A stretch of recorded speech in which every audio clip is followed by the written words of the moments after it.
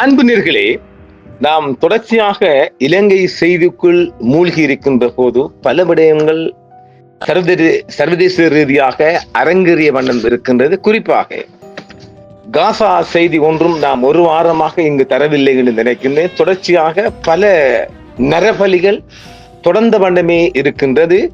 ஹமாஸின் முக்கியமான தளபதி ஒருவர் இன்று கொல்லப்பட்டிருக்கிறார் என்று ஞாயிற்றுக்கிழமை உத்தியோகபூர்வமாக இஸ்ரேல் அறிவித்திருக்கின்றது. இதுவரையும் ஹமாஸ் அந்த செய்தியை ஊர்ஜிதமாக்கவில்லை.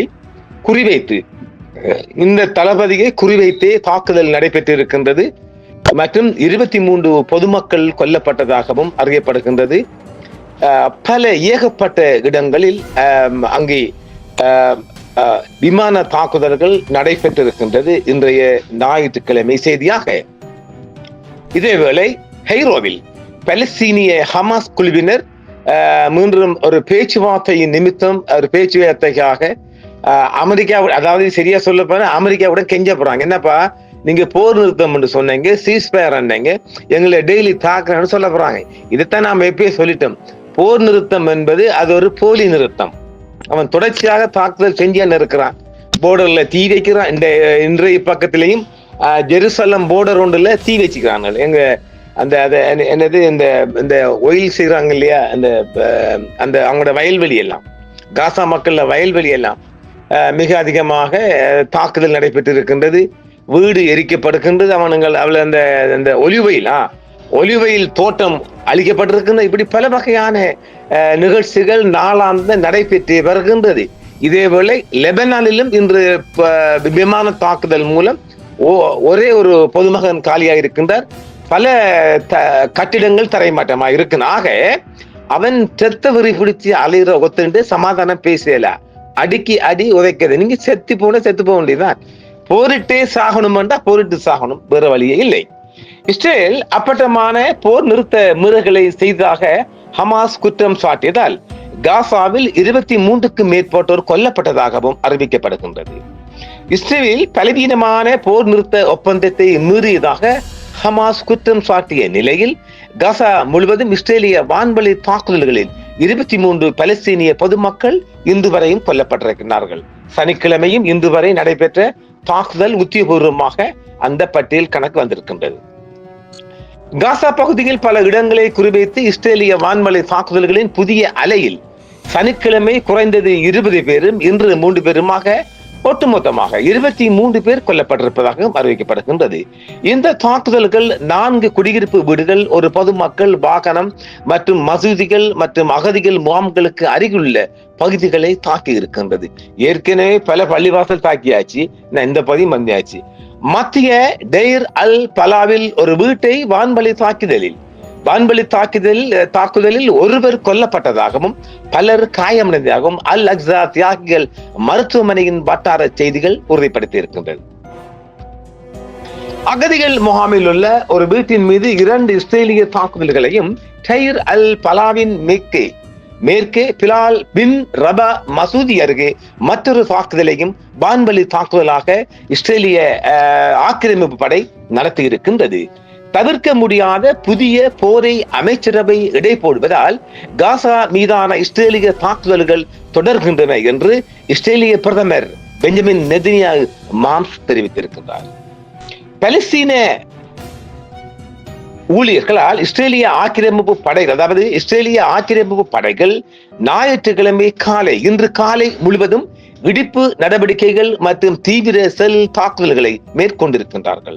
அதே நேரத்தில் இஸ்ரேலிய பாதுகாப்பு அமைச்சரவை ஒரு புதிய இராணுவ நடவடிக்கையை சாத்தியமானதாக கருவதாக ஊடக அறிக்கைகள் சுட்டிக்காட்டின. அதாவது இராணுவம் சும்மா இருக்காதாங்க, சும்மா ஒரு உங்களுக்கு பொழுதுபோக்காட்டையும் போய் அடித்து கலைச்சிட்டு வாங்க, இது எப்படி இருக்குது? அதான் அது. இந்த நடவடிக்கை கிரியாத் காட்டில் உள்ள அமெரிக்க சிவில் இராணுவ ஒருங்கிணைப்பு மையத்துடன் ஒருங்கிணைக்கப்பட்ட இஸ்ரேலிய ஒளிபரப்பு ஆணையமும் இதை உறுதிப்படுத்தி இருக்கின்றது. பரந்த பிரச்சாரத்திற்கு இணையாக காசா நகரில் இராணுவம் இலக்கு வைக்கப்பட்ட படுகொலை என்று விவரித்ததை இஸ்ரேலிய ஊடகங்கள் தெரிவித்தன. ஹமாஸின் இராணுவ தளவாட வலையமைப்பின் மூத்த நபராக கருதப்படும் சீனியர் லீடர் அலா அல் ஹதிதியை, அவருடைய பேர் அலா அல் ஹதிதியை குறிவைத்து இந்த தாக்குதல் நடத்தப்பட்டதாக இஸ்ரேலிய வட்டாரம் கூறியதாக இஸ்ரேலிய சேனல் 12 மேற்கோள் காட்டி இந்த செய்தி வெளியாகிருக்கின்றது. ஹசாம் படை பிரிவுகளுக்கான ஆயுதத்துறையின் தலைவராக ஹதிதியை விவரித்த இஸ்ரேலிய ராணுவ வானொலியும் இதே போன்ற செய்தியை வெளியிட்டிருக்கின்றது. அதாவது அல் ஹலால் ஹதிதி என்பவர் வெப்பன்ஸ் சப்ளை லீடர் என்று சொல்லப்படுகிறது, ஒரு கமாண்டர் என்றும் சொல்லப்படுகின்றது. அதை ஹமாஸ் இன்னும் உறுதிப்படுத்தவில்லை. திங்கட்கிழமை நாளை அதிகமாக உறுதிப்படுத்தும் வாய்ப்புள்ளதாகவும் இஸ்ரேலிய ஒரு செய்தி தெரிவிக்கின்றது. ஹமாஸ் காசாவில் ஹமாஸ் தளபதியை கொன்றதாக இஸ்ரேலிய ராணுவம் உத்தியோகபூர்வமாக அறிவித்திருக்கின்றது. அந்த பதிவில் அந்த தளபதி ஹமாஸின் உற்பத்தி தலைமையகத்தின் விநியோக தலைவர் அலா அல் ஹதிதி என அடையாளம் காணப்பட்டுள்ளதாக தெரிவிக்கப்படுகின்றது. அந்த பதிவில் ஹமாஸின் உற்பத்தி தலைமையகத்தின் விநியோக தலைவரா வெப்பன்ஸ் தலைவரா வெப்பன்ஸ் சப்ளையர் லீடர் கேப்டன் சொல்லலாம் அல் ஹதிதி தளபதியாக அடையாளம் காணப்பட்டிருக்கின்றார். மிக முக்கியமான தளபதி என்றும் அவர் சொல்லப்படுகின்றார். இஸ்ரேலும் பலஸ்தீனிய போராளி குழுவும் போர் நிறுத்த மீறல் குற்றச்சாட்டுக்களை தொடர்ந்து தெரிவித்து வரும் நிலையில் காசாவில் உள்ள ஒரு உள்ளூர் ஹமாஸ் தளபதியை கொன்றுள்ளதாக இஸ்ரேலிய ராணுவம் ஞாயிற்றுக்கிழமை இன்று தெரிவித்திருக்கின்றது. இஸ்ரேலிய ராணுவம் சனிக்கிழமை காசா முழுவதும் வான்வழி தாக்குதல்களை நடத்தியது. பிரதமர் பெஞ்சமின் நெதன்யாகு ஹமாஸ் இஸ்ரேலிய கட்டுப்பாட்டு பகுதிக்கு ஒரு போராளியை அனுப்பியதற்கு பதிலளிக்கும் விதமாக இந்த தாக்குதல் நடைபெற்றதாகவும் அவர் அறிவித்திருக்கின்றார். 5 மூத்த ஹமாஸ் உறுப்பினர்கள் கொல்லப்பட்டதாக அவர் சனிக்கிழமை தெரிவித்தார். ஆக உத்தியோகமாக ஒரு லீடர் சொன்னாலும் 5 லீடர் இலக்கு வைக்கப்பட்டிருக்கின்றார்கள். பார்க்கலாம். காசா சுகாதார அதிகாரிகள் ஒரு செய்தியை வெளியிட்டனர். இஸ்ரேலிய தாக்குதலில் குறைந்தது 20 பலஸ்தீனியர்கள் கொல்லப்பட்டதாகவும் காசா சுகாதார அதிகாரிகள் தெரிவிக்கின்றார்கள். இதேவேளை காசா போர் நிறுத்தம் குறித்து விவாதிப்பதற்காக ஹமாஸ் குழு கைரோவில் தற்போது இருப்பதாகவும் ஒரு செய்தி வெளியாக இருக்கின்றது. அதாவது இந்த போர் நிறுத்தம் குறித்து உண்மையான உணர்வுபூர்வமான விடயமாக காசாவில் என்ன நடக்கின்றது என்பதை தெளிவாக கைரோ அதிகாரிகளுக்கு அவர்கள் தெரிவிக்க இருக்கின்றார்கள் என்றும் சொல்லப்படுகின்றது. காசா போர் நிறுத்தம் குறித்து விவாதிக்க ஹமாஸ் தூதுக்குழு கைரோவில் உள்ளது என்று தற்போதைய ஒரு செய்தி வெளியாக இருக்கின்றது. இஸ்ரேலின் தொடர்ச்சியான போர் நிறுத்த ஒப்பந்தம் மீறல் குறித்து தூதுக்குழு விவாதிப்பதாக ஹமாஸ் அதிகாரி தெரிவித்துள்ளார். கெய்ரோ ஜெருசலத்தில் தற்பொழுது இஸ்ரேலும் பலஸ்தீன போராளி குழுவும் போர் நிறுத்த மீறல் குற்றச்சாட்டுக்களை தொடர்ந்து கூறி வருவதால் காசா போர் மத்தியஸ்தர்களை சந்திக்க ஹமாஸ் தூதுக்குழு ஞாயிற்றுக்கிழமை இன்று நண்பகலில் இருந்து கெய்ரோவில் இருப்பதாகவும் அந்த செய்திகள் தெரிவிக்கின்றன. பெயர் தெரியாத நிலையில் பேசிய ஹமாஸ் அதிகாரி ஒருவர் இஸ்ரேலின் தொடர்ச்சியான போர் நிறுத்த ஒப்பந்தம் மீறல் குறித்து தூதுக்குழு விவாதிப்பதாகவும் அவர் கூறினார். எகிப்து, கத்தார் மற்றும் அமெரிக்கா ஆகியவை ஹமாஸ் மற்றும் இஸ்ரேலுக்கு இடையே மத்தியஸ்தம் செய்து வருகின்றன. கடந்த மாதம் அமலுக்கு வந்த போர் நிறுத்தத்தை உறுதி செய்திருக்கின்றன. இஸ்ரேலிய பிரதமர் பெஞ்சமின் நெதன்யாகு இஸ்ரேலிய கட்டுப்பாட்டில் உள்ள காசா பகுதிக்குள் இஸ்ரேலிய வீரர்களை தாக்க ஒரு போராளி அனுப்பப்பட்ட பின்னர் சனிக்கிழமை நாட்டின் ராணுவம் 5 மூத்த ஹமாஸ் உறுப்பினர்களை கொன்றதாக கூறியிருந்தார். சனிக்கிழமை இஸ்ரேலிய வான்வழி தாக்குதல்களில் குறைந்தது 20 பேர் கொல்லப்பட்டதாகவும் காசாவில் உள்ள சுகாதார அதிகாரிகள் தெரிவித்தனர். சனிக்கிழமை தாக்குதல்களில் கொல்லப்பட்டவர்களில் உள்ளூர் ஹமாஸ் தளபதியும் அடங்குவதாக ராணுவம் இன்று ஞாயிற்றுக்கிழமை தெரிவித்திருக்கின்றது. ஆக இந்த நரபலி என்பது தொடர்ந்த வண்ணமே இருக்கின்றது.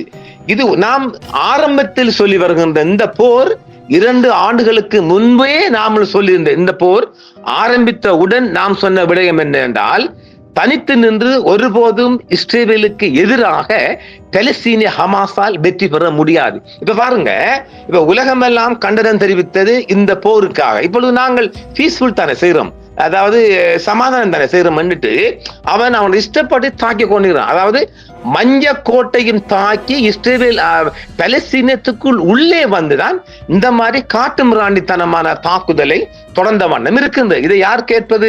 எவரும் கேட்க முடியா. ரம்சுமாமுக்கு அதை பத்தி கவலையும் இல்லை, நீ அழிச்சிட்டு வா. அவர வார்த்தை என்ன என்றால், முடிந்தவரை நீ அழிச்சிட்டு வா, பேசுவோம் சொல்லியிருக்கிறார் நெதன்யாவுடன். இது எங்க போய் முடிய போகுது? ஆக ஒருபோதும் இப்போதைய நிலைமையில் பலஸ்தீனம் தனியாக நின்று ஹமாஸ் தீவிரவாதிகளால், ஹமாஸ் அணிகளால் ஒருபோதும் இதை வெற்றி பெற முடியாது என்பதுதான் எமது வாதம். ஆக அடுத்தது இன்னும் ஒரு செய்தி.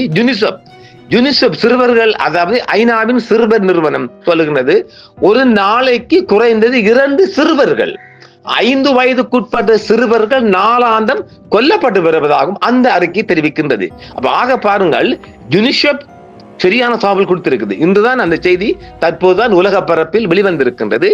ஆக 2 சிறுவர்கள் வீதம் குறைந்தது, அது 10 இருக்கலாம், அட்லீஸ்ட் 2 சைல்ட் கொல்லப்பட்டு வருவதாகவும் யுனிசெஃப் தெரிவிக்கின்றது. ஆக இது ஒரு முடிந்த போர் அல்ல. நாம் ஏற்கனவே சொல்லி இருக்கின்றோம், இந்த அதாவது எகிப்தில் அவர் ஒரு சமாதான பேச்சுவார்த்தை நடைபெற்று வந்தாலும் முடிவு இந்த மாதிரி தான் இருக்கும் என்று நான் பல தடவை சொல்லி. ஆனா இந்த முஸ்லீம் இந்த யூடியூபர்ஸ் என்னமோ வானில் பறப்பதும் கடலில் நடப்பதும், அதே யதார்த்தபூர்வமா பேசுங்கடா.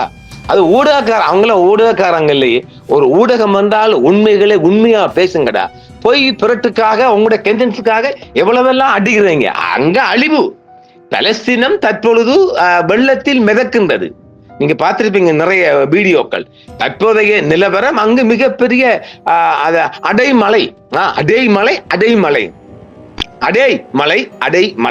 2 எடுத்துக்கொள்ளலாம். ஆக அதாவது இந்த கூடாரங்கள்லாம் தண்ணியில் மிதக்கின்றது. ஒரு 5 வயது 7 வயது சிறுவர்கள் தண்ணியில் நீந்துகின்றார்கள், தாய்மார் கெஞ்சுகின்றார்கள். ஆக உலகம் இன்னும் அதற்கு இவன் இடம் கொடுக்கிறான்ல.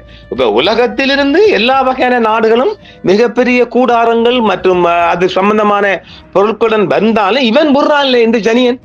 இஸ்ரவேல் சனியன் விடுவதில்லை. ஆனால் அவன் பாஸ் கொடுக்கணுமே. அதாவது வடகிழக்கில் நீங்க பார்த்திருப்பீங்க, வவுனியா, அனுராதபுரம் வவுனியா போர்டர், இங்கால மட்டக்களப்பில் ஒரு போர்டர், அம்பாறை மாவட்டம் ஒரு போர்டர். இந்த போர்டர் எல்லாம் புலிகளின் காலங்களில் காலை இரவு நீங்க எத்தனை மணி வந்தாலும் இரவு காலை 6 மணிக்கு பிற்பான் கேட் ஓபன் பண்ணுவான். இருந்துச்சா இல்லையா?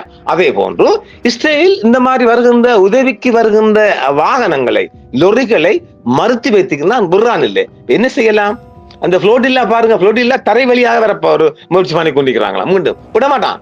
அப்ப சனியன் விடாது. எனவே இந்த போர் என்பது ஒரு பொய்யான போர் நிறுத்தம். சீஸ்ஃபுல் என்பது பச்சை அபாண்டமான பச்சை கதை. ஆக நாளாந்தம் அங்கு ஒரு நரபலி நடந்தவனமே இருக்கின்றது. 5 ஹமாஸ் லீடர்கள் கொல்லப்பட்ட என்று இஸ்ரேலில் சொல்லப்பட்டாலும் ஒருவர் கொல்லப்பட்டதாகவே எகிப்திய செய்திகளும் அதை ஊர்ஜிதமாக்கி இருக்கின்றது. பார்க்கலாம் நாளையும் என்ன நடக்கின்றது என்று. நாளாந்தம் இந்த நரபலி தொடரும் என்ற ஒரு மன கசப்புடன் மீண்டும் நாளையும் சந்திக்கலாம். நன்றினர்களே. என்றும் உங்களுடன் சன்ரைஸ் இந்தியா டிவி சப்ஸ்கிரைப் பண்ணுங்கள், பெல் பட்டனையும் கிளிக் செய்யுங்கள். உங்கள் ஆதரவே எங்கள் சேவை. ஆதரவு தாருங்கள், அரவணைப்போம். மறக்காம சர்ப்ரைஸ் பண்ணுங்க. தேங்க்யூ.